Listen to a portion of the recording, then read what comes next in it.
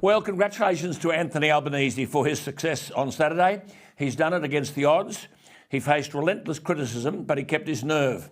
Nothing that the coalition did from the start of the campaign to the end of it altered the political needle. In other words, the campaign for the coalition was basically a waste of time. There are some golden rules in politics, one of which is you can't sell a Mercedes by rubbishing a Holden.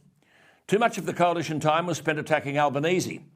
And at the end of the day, voters were wondering what the coalition was offering for the future that was worth voting for. If we forget the politics, and so often animosity bordering on hatred is directed at people with whom you don't politically agree, the Albanese story is quite extraordinary. And he became emotional on Saturday night in what was an excellent and subdued acceptance of the fact that he had become Australia's 31st Prime Minister. His mother in 1963 had decided to keep a child that she had out of wedlock. At the time, she would have faced significant pressures being a young Catholic woman. She decided to take for her newborn son the name of his father. Anthony Albanese was raised believing that his father had died. He subsequently found out otherwise. The son is now Prime Minister.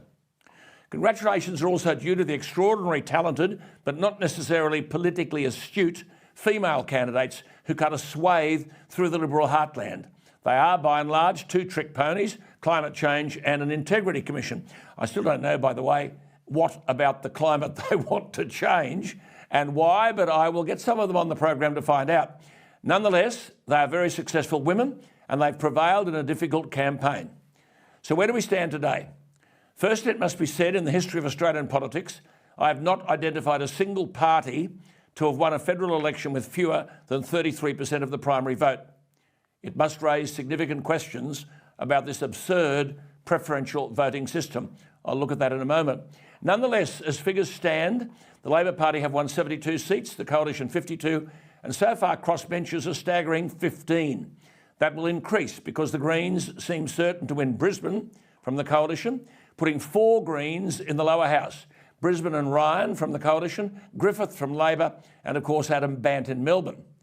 The two-party political system which has ruled this country for a long time is under siege. And quite frankly, the major parties only have themselves to blame. There's one continuing phenomenon about federal politics. There are a veritable army of journalists living in the capital, living in the back pocket of MPs and leaders who are paid to know the scene. Almost without exception, at the last election, they got the result wrong.